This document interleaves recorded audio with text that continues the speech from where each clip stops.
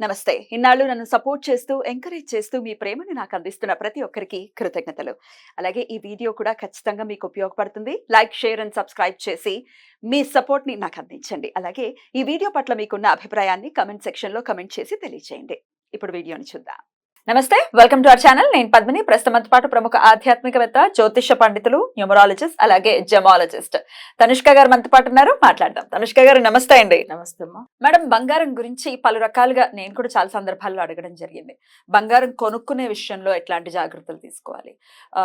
Maximum మనం చూస్తే బంగారం ఖచ్చితంగా ఆసరా అవుతుంది మనకి. అవును. ఏదైనా కష్టం వచ్చినప్పుడు టక్కన బంగారం పెట్టుకుంటాము, డబ్బులు అవును. తెచ్చుకుంటాము, ఆ అవును. కష్టం నుంచి బయటపడతాం. డెఫినెట్ గా ఒక ఎసెట్ అవును. బంగారం అంటే. హ్మ్. సో బంగారం మరి అలా పెట్టిన బంగారం రావట్లేదు బయటికి అని చెప్పేవాళ్ళు చాలా మంది ఉన్నారు. అవును. అసలు కొన్ని అయితే కొన్ని చూస్తూ ఉంటాం. మీరు ఏమి అక్కర్లేదు, మీ డబ్బులు మీకు ఇచ్చేస్తాం, మీ బంగారం మాకు ఇచ్చేయండి అని కొంతమంది అనటం. అవును. అరే నిజమే. ఆ బాబు, డబ్బులు కాదు, ఎమోషన్ ఉంటుంది ఆ బంగారంతో కదా. కరెక్ట్. ఎమోషనల్ గా ఫీల్ అవుతాం బంగారం అంటే. అలాగే అస్సలు కొనలేకపోతున్నామండి అని, పోయింది బంగారం అని, అంటే పాతది అవును. ఏదైనా బంగారం పోయిందంటే బాధ అనిపిస్తుంది. ఇట్లా బంగారం చుట్టూ రకరకాల ప్రశ్నలు ఉన్నాయి మేడం. వీటన్నిటికీ ఒక్కసారి మీ ద్వారా ఏదైనా ఆన్సర్. అంటే ఇప్పుడు బంగారం అంటే ఎంత ఇష్టం తెలుసా జనులకైతే. అవును. అందుకే చిన్న పిల్లల్ని కూడా బంగారం అట్లానే పిలుస్తారు. అంటే వాళ్ళకి అంత ప్రేమ ఎక్కువ పిల్లల మీద కూడా. సో అయితే వాళ్ళకి ఏమైతుందంటే ఏ వస్తువు నచ్చినా అది బంగారం అట్లా అంటారు కదా హ్మ్. జనరల్ గానే వాళ్ళు. సో అప్పుడు అఫెక్షన్ గా పెట్టే పేరే బంగారం. అంటే ఆ బంగారానికి ఎంత విలువ ఉంటే దాన్ని మనం ఎక్కువ వాడుతూ ఉంటాం. Yeah. అయితే జనరల్ గా అందరూ చూడండి, కొంతమందులు పెట్టేసి అది రిమూవ్ చేయలేకుండా చాలా బాధపడే వాళ్ళని చూస్తున్నాం.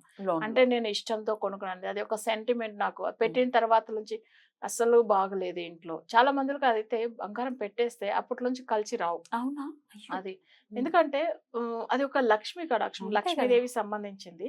కొంచెం సెంటిమెంట్ అస్సలు పెట్టనే పెట్టరు. పెడితే అంత తొందరగా వాళ్ళకి ఏదిని సెట్ అవ్వదు. సో, అందుకే ఏమైతుందంటే మాక్సిమం అవాయిడ్ చేయమని చెప్తాం పెట్టడం. కానీ కొన్ని సమస్యలు ఎక్కువైనప్పుడు పెట్టవలసిన పరిస్థితి అవును. వస్తుంది. అవును. అవును. కానీ అది పెట్టిన తర్వాత రిమూవ్ చేయలేదు. అంటే ఇన్‌కమ్ లేకుండా ఆగిపోతుంది. సో, దీనివల్ల బాధపడే వాళ్ళు ఉంటారు. అయితే కొంతమందిలో ఏందంటే కొనుక్కోవడానికే బాధపడే వాళ్ళు ఉంటారు. అంటే డబ్బులు ఉన్నా కూడా యాహ్! కొనలేకుండా పోతున్నాం. అవును. ఏదో ఒక ఖర్చు వస్తుంది, ఇట్లా అయిపోతుంది. కానీ ఇష్టం అంటే బంగారం అంటే కొనలేకుండా పోతున్నాం.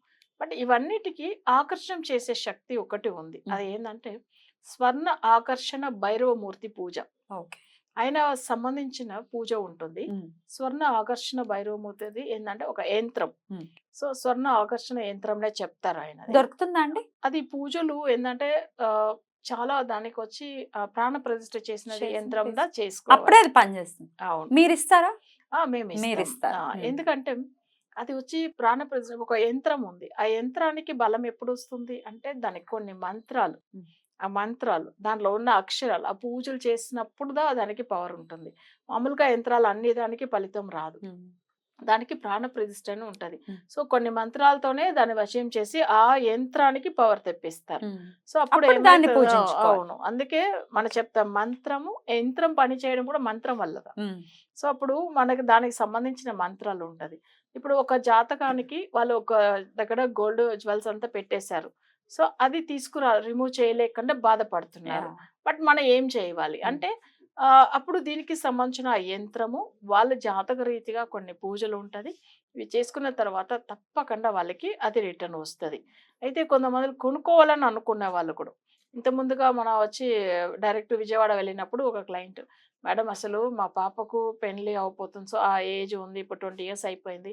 కానీ ఎంతో కష్టపడుతున్నాము. అన్ని ఆస్తులు ఉంది కానీ బంగారం కొనలేకుండా పోతున్నాము. అవునా?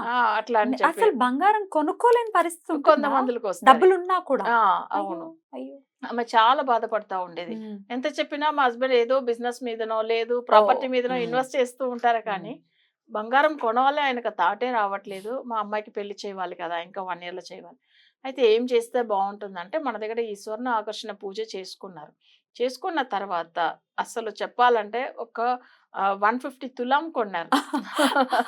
ఈరోజు మంచి పొజిషన్‌లో ఉన్నారు తెలుసా? అమ్మ బాబోయ్! మంచిగా పెళ్లి సంబంధం ఫిక్స్ అద్భుతం. అయింది. బాగా అయిపోయారు. అమేజింగ్. మంచిగా అయ్యారు. అంటే అది కొనాలన్నా కూడా కొనలేకుండా బాధపడుతున్నారు కరెక్ట్. చూడండి. కరెక్ట్. ఇలాంటి చాలా మందిలో ఉంటారు. ఇంట్లో వాళ్ళు ఒప్పుకోక. అవును. హ్మ్. ఇదే కొన్ని క్లయింట్స్ చూడండి అసలు చాలా రుణ బాధల గురించి వాళ్ళు బంగారం పెట్టేసి ఇట్లా కష్టపడిన వాళ్ళకి కూడా మన రెమెడీ ఇచ్చున్నాము. Hmm. సో ఈ ఆకర్షణ అంటే స్వర్ణ ఆకర్షణ భైరవ పూజ చేయడం వల్ల తొందరగా వస్తది. అవి పెట్టిన బంగారము ఇంటికి తొందరగా వస్తది. అద్భుతం. అది మంచిగా చేసుకోవచ్చు. దానికి పూజలు విధానాలంతా ఉంటుంది. తీసుకున్న తర్వాత యంత్రం తీసుకున్న తర్వాత చేయాలి. చేసుకోవచ్చు. దానికి సంబంధించిన మంత్రం ఉంటుంది. ఆ మంత్రం కూడా అవును, చెప్తారు. చెప్తారు. ఈ అప్పుడు యంత్రం అంటే కొనుక్కునే ఉమ్. పరిస్థితి ఉంటుందా? అంటే అఫోర్డబుల్ గా ఉంటుందా? ఎక్కువ ఆ. కాస్ట్ ఉంటుందా? లేదు. ఇప్పుడు వాళ్ళ చక్రంలో ఉమ్. వాళ్ళకి మేజర్ గా ఏదన్నా వేరే దోషం ఉంటే దానికి రెమెడీ ఉంటుంది. ఉమ్.